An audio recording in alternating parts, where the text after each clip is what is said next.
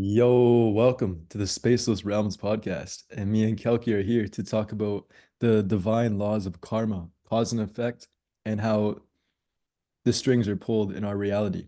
So, yeah, welcome.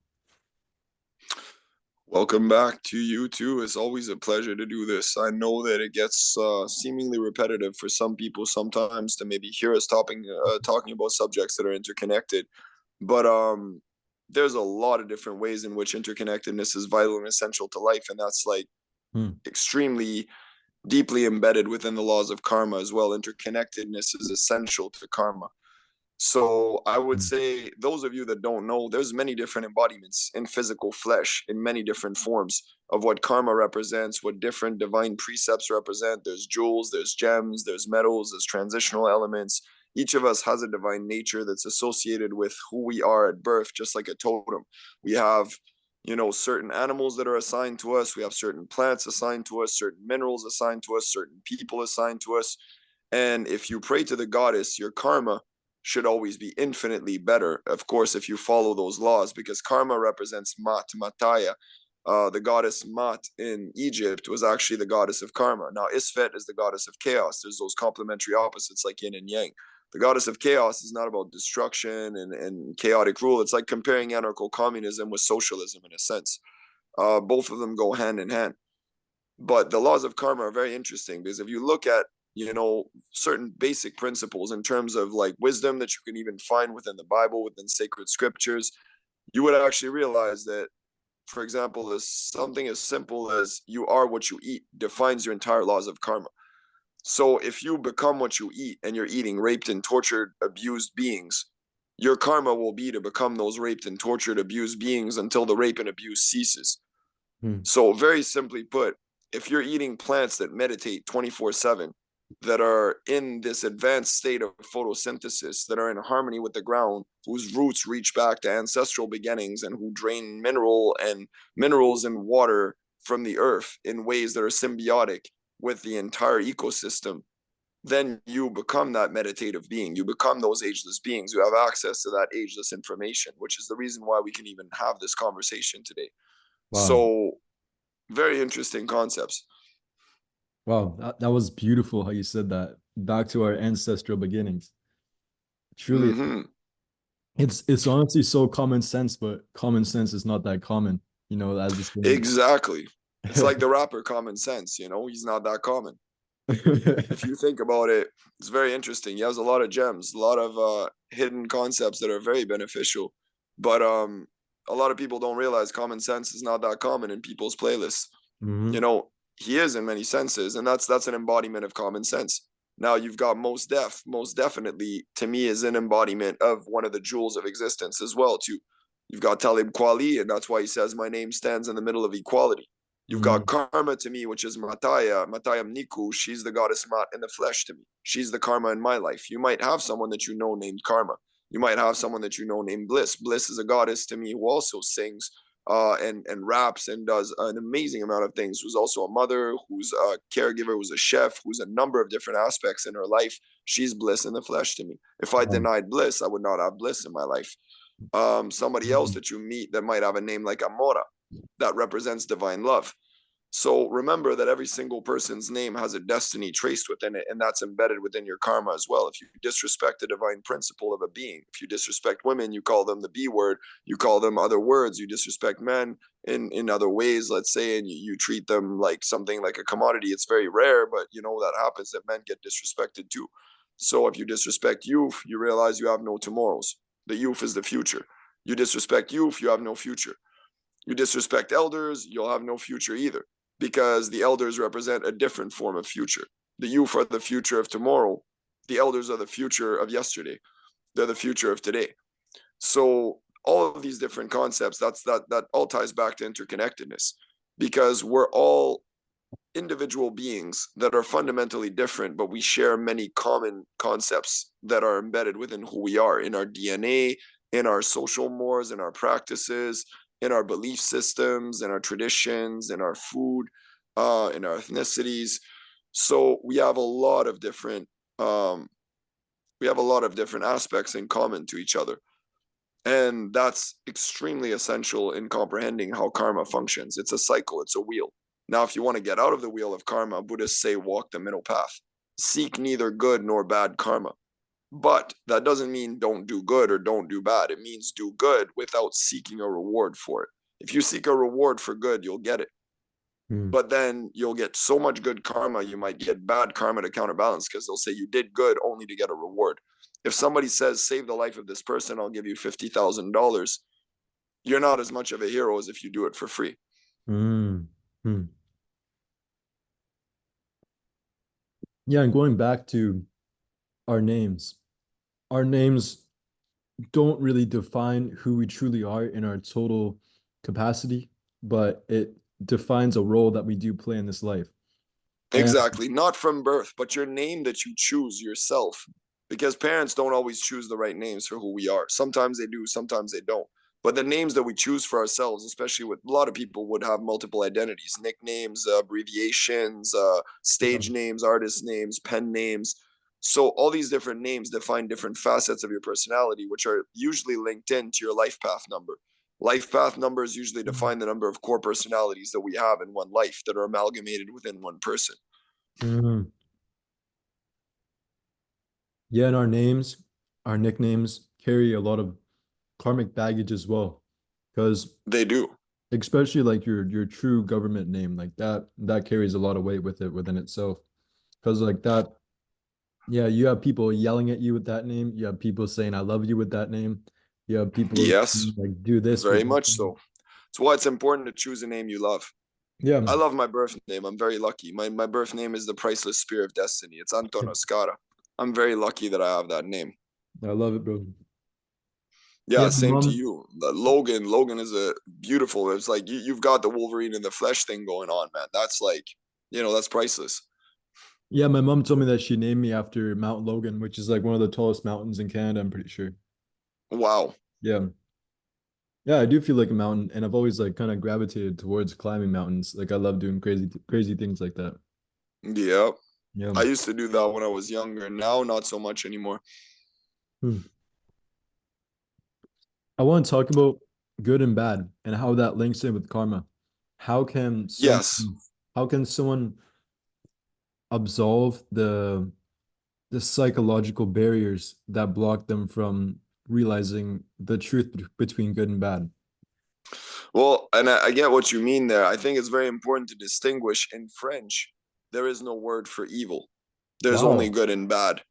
Wow. In French, that there are words that you could associate with evil, but the concept of good and bad is bien et mal. Now, in English, you have good and evil and good and bad. Good and bad, they both coexist in a yin and yang sense. What's bad and what's good can be a perspective, but what's evil and what's good is never a perspective. Evil and good are diametric opposites that can never be reconciliated. There is Wow. never a purpose for evil. Never. Literally, a lot of people will disagree with that in the new age. A lot of people might get angry and say that evil is still a perspective. No, it isn't. Evil in its true form is the opposite of live. You live or you die. When you are evil, you're decrepit, you're backwards, you start degenerating, you have cell degeneration, you have macular degeneration, you turn into a zombie or a decrepit overlord like an evil Sith or something. You look at like the Pope Benedict or Pope, Ratzinger. You look at the figures of authority in the spiritual world, even the Dalai Lama sucking on a little boy's tongue. Those are absolute evils. How do you think the world will look in around like 20 years with that age of leaders being in charge?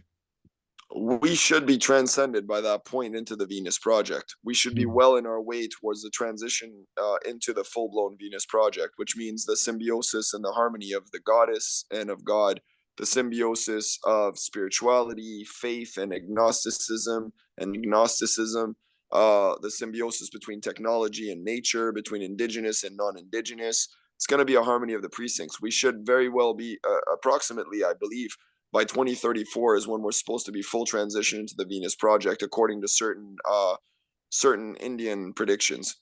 Hmm. Hmm. Interesting. That's cool. But we can accelerate time. It's all a matter. It's a perspective in the sense that it's all a matter of how much we all individually do to change that. That's why it's so vitally important to realize that our destinies are never fixed. Yeah, it's a chain reaction between energies. hmm Mm. Yeah, we evolve in a quantum sense. Every leap that you do every single day, changing your nutrition in one day, can be a quantum leap in your life like you've never imagined before, and suddenly you can have access to everything. Oh yeah, dude, that's crazy. Like when you don't eat for a day and you realize like how much eating kind of like pacifies you and like dumbs you down and keeps you comfortable like an animal. You see, Yeah, yeah, it's unbelievable. that's why I usually almost never eat when I'm writing poetry. Oh yeah. I Yeah. wrote that a long time ago. I said I stay famished when I write, vanish into the night of the beat. Yeah, I know what you're And talking about. I know that. I know I that stay song. like that because I realize, like you said, when I start eating too much food, even if I have a full stomach, like a decent meal, and I start trying to write rhymes, I feel numbed down. I Numb feel down. lulled Yeah. to go to sleep or to relax or to rest because my body is trying to process. Yeah. So, in a fasting state is when you have the greatest spiritual awareness, usually. Yeah. Yeah, I But you read don't about want to push these. that to too many extremes. People should eat healthily, but remember, in a lot of places across the world that we call the third world, people have one meal a day and they feel lucky sometimes. For real, man. For real. Yeah. So usually I cook myself one meal a day, but I split it into two. Mm.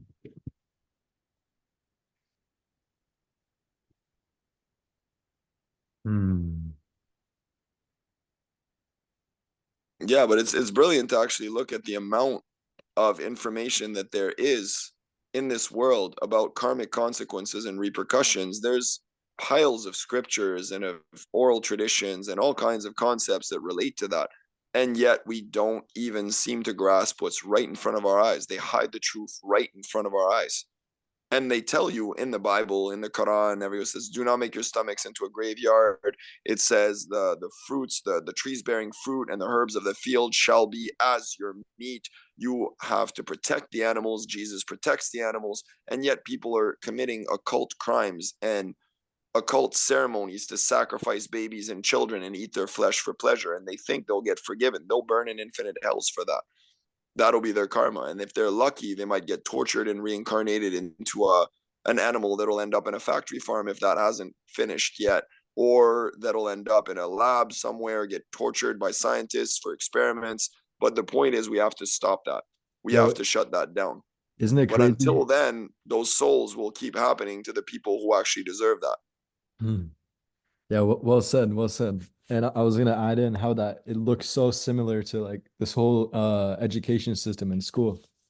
Exactly. Yeah. Yeah, it's very much I think it was in Hard Times by Dickens. I never even read the whole book, but he talks about, this one evil professor in there talks about filling up all the young minds like molded cups where he's molding them into what he wants them to be and he's filling them up with the knowledge that he wants to give them. That's the definition of the education system, like Pink Floyd was saying in The Wall.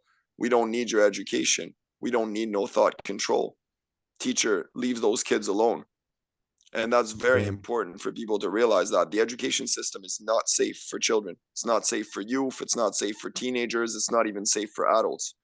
Just remember, if you're there and you're in the higher education system or in the education system, you will get credited positive karma points for having survived that. Yeah. So then if there was no education system, how would we raise the youth?